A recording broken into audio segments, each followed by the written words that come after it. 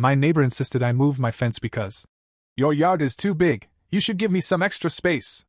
When I refused, he hired a contractor to tear it down, boasting, "What are you going to do, rebuild it?"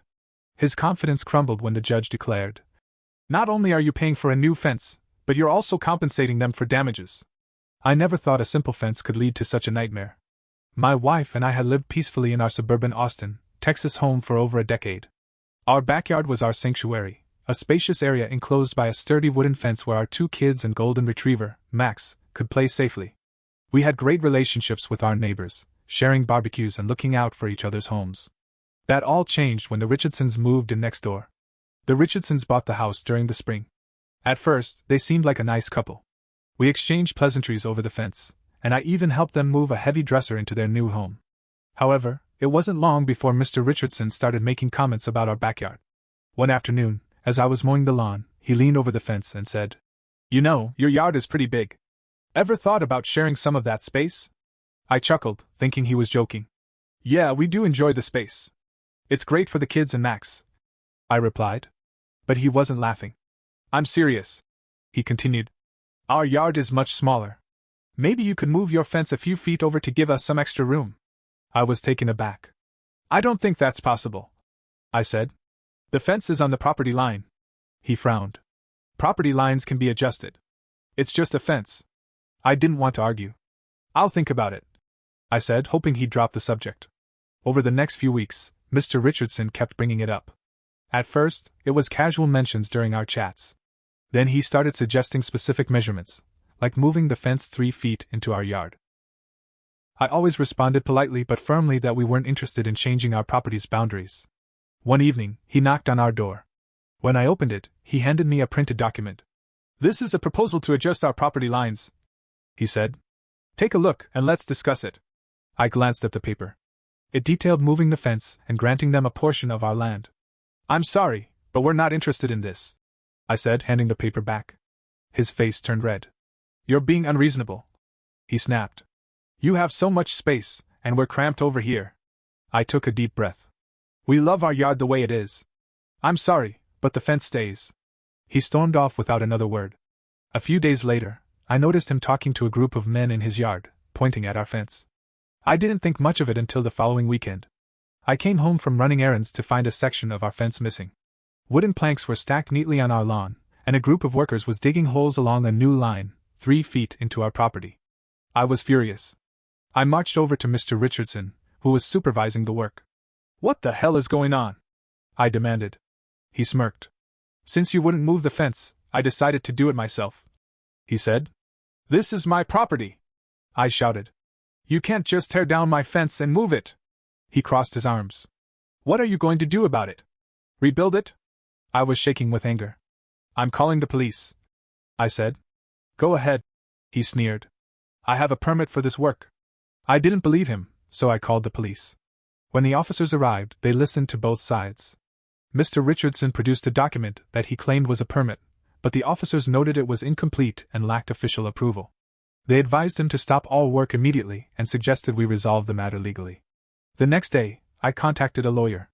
We reviewed our property's deed, which clearly showed the established boundaries. Armed with this evidence, we filed a lawsuit against the Richardsons for trespassing, property damage, and emotional distress. During the court proceedings, Mr. Richardson argued that the original property lines were incorrect and that he was merely correcting a long-standing mistake. However, our lawyer presented historical records, surveys, and testimonies from previous owners, all confirming the fence's rightful position. The judge was not impressed with Mr. Richardson's actions. He ruled in our favor, ordering the Richardsons to pay for the reconstruction of the fence, cover our legal fees, and compensate us for the distress and inconvenience caused. After the ruling, the Richardsons avoided us. They paid the required damages, and we rebuilt our fence exactly where it had stood for years. The neighborhood returned to its peaceful state, but the experience left a lasting impression on us. This ordeal taught us the importance of standing our ground and protecting our rights. I thought it was over after the judge ruled in our favor. Thought maybe Mr. Richardson would back off and move on with his life. But some people, they don't take losing well. About 2 weeks after the fence was rebuilt, we started noticing weird things. Small things at first. Our trash bins would be knocked over in the morning, even though we always made sure they were sealed and tucked back against the side of the house.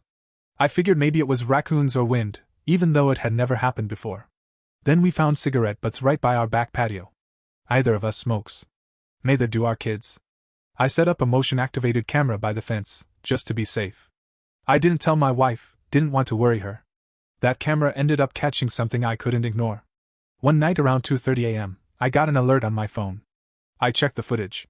There he was, Mr. Richardson, standing just a foot away from the fence, staring directly at our house. Not doing anything, just standing. He stood there for 5 minutes. Then he slowly walked away. The next day I called the police again. I showed them the footage. They said technically he wasn't trespassing, since he was still on his own property. Creepy? The officer said. Sure. But not illegal. Great. So now I had a neighbor who tried to steal part of my yard, lost in court, and now decided to play weird games instead. I confronted him directly, thinking maybe I could talk some sense into him. I walked up to his porch one morning while he was watering a row of dying plants. Hey, I said. Look. I don't know what you're trying to do here, but it needs to stop. He didn't even look at me. Just kept watering. I don't know what you're talking about. You're messing with our trash, leaving stuff near our patio, and standing outside our window in the middle of the night. I've got it on camera. He smirked. Then called the cops again. Let's see how that goes. I wanted to punch that smug look right off his face, but I walked away. That weekend, I took my kids to a baseball game while my wife stayed home. She called me around 4 p.m., her voice shaking. You're not going to believe this, she said. He was in our yard. He was on our property. I left the game early and rushed home. She'd already called the police. When I got there, 2 officers were speaking with her on the porch. Mr. Richardson was leaning on his fence, arms crossed, watching like it was a show. My wife told them she had looked out the kitchen window and saw him standing by our grill, just looking at it. When she stepped outside and shouted at him, he slowly walked back to his side without saying a word. We showed them the camera footage again. They said they'd file a report, but without clear footage of him stepping over the line or causing damage, it'd be hard to press charges. So we put up a taller privacy screen along the fence line. Bought 2 more cameras. I even installed motion lights. He didn't stop. Every night for a week, the cameras would catch glimpses of him, never doing anything specific, just standing near the fence, sometimes pacing, sometimes just watching. One night, he stood there for almost an hour. Not moving. Just staring. Then things escalated. We woke up one morning and found the side of our house spray painted. Large, ugly red letters. You stole my land. I lost it. I called the police again, filed another report. The officer said what we already knew. It was probably him. But unless someone caught him in the act or his prints were on the can, there wasn't much they could do. We hired a private security service. They patrolled our block every night. I was spending thousands now, just trying to feel safe in my own damn home. One of the security guys, a younger guy named Luis, called me around 3 a.m. a few days later. He said he saw someone sneaking out from the back of the Richardson house, carrying something. He couldn't legally enter their property, but he followed the figure until they dropped what they were holding and ran back inside. It was a small bag. Inside, a crowbar, a can of spray paint, and a printed map with parts of our backyard marked off in red. I brought it to the police again. They logged it, but without fingerprints or direct evidence of who had carried it, they couldn't act. My lawyer, though? He wasn't having it. We're filing a restraining order, he said. And I'm drafting a civil suit for harassment and emotional distress. The day we filed, Mr. Richardson's wife came over. She looked tired. Not like someone who'd slept in days. I'm sorry, she said. I didn't know it had gotten this far. I was shocked. She had never spoken to us directly. Not once during all this. He's not well, she continued. He's obsessed. He thinks your yard should have been his from the start. He talks about it all night. I've tried to get him to see someone, but he won't go. I didn't know what to say. Part of me felt sorry for her. The other part was done with sympathy. This has to stop, I said. We're not backing down. She nodded and left. 2 days later, a letter arrived. No return address, no name. Just typed in all caps. The court won't save you. My lawyer took it straight to the police. They still couldn't trace it, but they added it to the growing stack of reports. My family was scared. My wife wanted to move. My kids didn't want to play outside anymore. I had always believed that if you did the right thing, stood your ground, and followed the law, you'd be okay. But now, I wasn't so sure. The letter was the last straw for me, but not for him. A week after we handed that note over to the police, things shifted. Suddenly, Mr. Richardson wasn't outside anymore. No pacing near the fence. No staring into our windows. No sign of him at all. At first, I thought maybe the pressure from the restraining order filing and the police finally got to him. Maybe he realized he was pushing too far. Then we got a visit. A city code enforcement officer showed up on our doorstep with a clipboard in hand. "Are you aware that your backyard shed is not in compliance with local building codes?" he asked. "What?" I said. That shed had been there for almost a decade. We bought it from a home improvement store, installed by licensed contractors, all above board. He handed me a notice and a fine. Turns out, someone had filed a formal complaint about it, claiming it was too close to the property line, that it was blocking drainage, and that it might pose a fire hazard. I knew exactly who filed it. A few days later, another city worker came. This one was from the zoning department. "There's been a report that your fence extends beyond the legal boundaries," he said. "We'll need to resurvey the lot." I showed him the court documents, the survey we'd used to win the case. "Understood," he said. "But we're still required to investigate." More paperwork. More stress. More time. Everything seemed designed to wear us down. And it wasn't just city officials. We started getting random people knocking on our door. One said he was responding to an ad for free firewood. Another said we were selling a used trampoline. Someone else came to buy the lawnmower. All from Craigslist listings. We weren't selling anything. One night, around 10 p.m., my daughter screamed from her bedroom. I ran upstairs thinking something had happened to her. She pointed to her window. There was a laser dot moving along her wall. Just a red dot, shifting slowly. Like from a laser pointer. It vanished before I could trace it back. That night I didn't sleep. Next morning, I found one of our tires slashed. Not popped, slashed. Deep, deliberate cuts. I checked all the cameras. Nothing. Either it was done off camera, or they knew exactly where the blind spots were. I hired an investigator. A retired cop who now handled neighborhood disputes, as he called them. He took one look at my case and said, "This guy's playing long game psycho. He's not trying to win anymore. He's trying to make you give up." The investigator staked out the street for a few nights in an unmarked car. On the third night, he caught footage of a man, hooded, but build matched Mr. Richardson, walking from behind our backyard and placing something near our AC unit. Turned out it was raw chicken. Whole raw chicken legs. Left to rot. Why? Maybe to attract animals. Maybe just to be disgusting. Maybe both. He didn't stop there. My wife got a call at work from someone claiming to be from Child Protective Services. "We received an anonymous tip about potential neglect," they said. She broke down crying in the parking lot. CPS came to the house. They were polite but firm. "We have to do an inspection," the worker told us. "Just to follow up." They found nothing wrong, of course. But the humiliation, the fear, that damage was done. My wife started sleeping with the lights on. My son wouldn't go in the backyard anymore. My daughter wanted to sleep in our room every night. One morning, I looked in the mirror and saw someone I didn't recognize. Bags under my eyes. Jittery hands.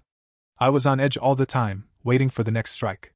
And then the worst twist of all came, not from Mr. Richardson, but from someone I trusted. We got a letter from our insurance company. "Due to ongoing legal disputes and reported property risks, your homeowner's insurance policy is subject to review and possible cancellation." I called my agent. He was apologetic. Said it was a red flag situation. Too many reports tied to our address. Too many incidents. "You've got a neighbor problem," he said. "But from the outside, it looks like a property in chaos." It felt like we were losing, piece by piece. And then the investigator called me and said, "I think I know how he's staying clean." Turns out, Mr. Richardson had been using neighborhood teenagers to do the dirty work. A few kids, troubled minor records, had been hanging around his place. The investigator spotted one of them sneaking behind our house one night. He followed him back, and sure enough, he went straight into Richardson's garage. Now we had witnesses. Now we had a new angle. But we had to tread carefully. If we pushed too hard and couldn't tie it directly to Richardson, it might backfire. Meanwhile, I was documenting everything. Photos, videos, logs, printed screenshots of every fake Craigslist ad. My lawyer was building a civil harassment case bigger than anything I'd imagined. He said if we could tie him to the use of minors to harass us, it could move into criminal territory. But we had to be patient. Mr. Richardson hadn't stopped. But he changed tactics. He was quieter now. Smarter. More careful. But I could feel it. He was planning something else. Something worse. And I had no idea what it was.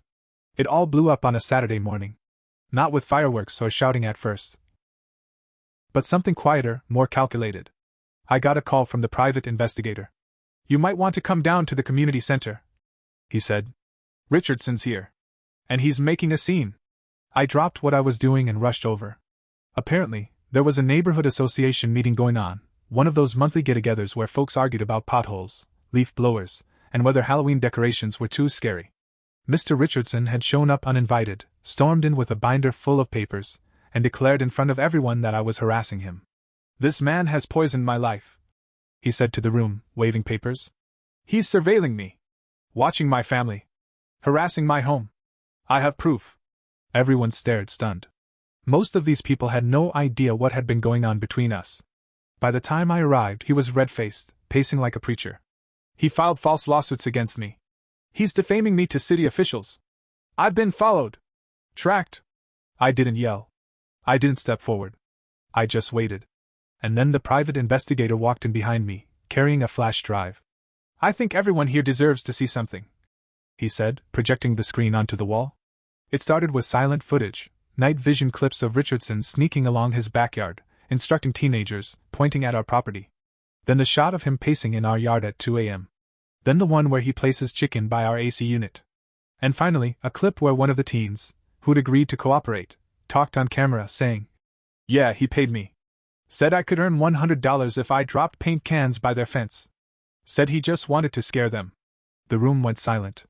Not a breath. Then someone from the association, a woman who ran the block's Facebook group, spoke up. "Richardson, what the hell is wrong with you?" He didn't say anything. Just stared at the screen, blinking. For a second, it looked like he might collapse. His wife was there too, standing in the corner. She had tears in her eyes. Not surprise, just exhaustion. She stepped forward and said, in a voice barely above a whisper, "I tried. I told him to stop.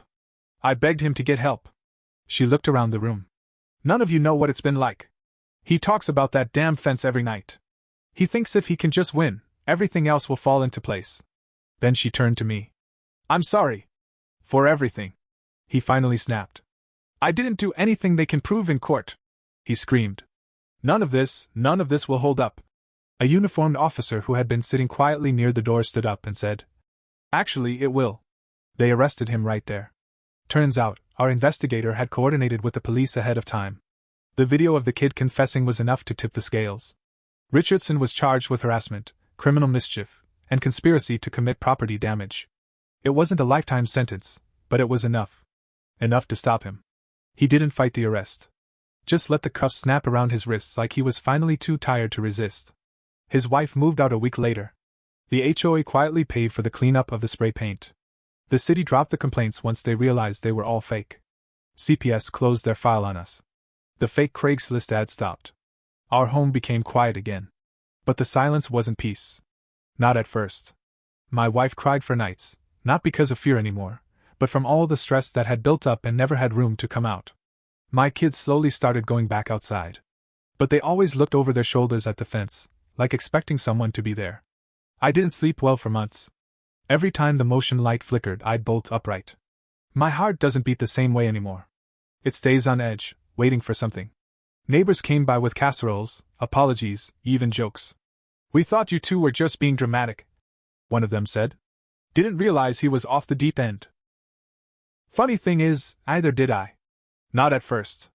I thought it was just a property squabble. I thought if I stayed calm and reasonable, it would blow over. It didn't. What started as a disagreement over 3 feet of grass turned into months of psychological warfare. It cost us money, sleep, and sanity. It nearly broke my marriage. But it also taught me something. Not everyone who smiles at you is your friend. Not every problem can be solved with logic or compromise. Sometimes you have to stand your ground, not just physically, but emotionally. You have to fight for peace. I don't know where Richardson is now. Don't care. His house has a "for sale" sign up. Some new couple came by to view it last weekend. They asked if the neighbors were nice. I just smiled and said, "Most of them."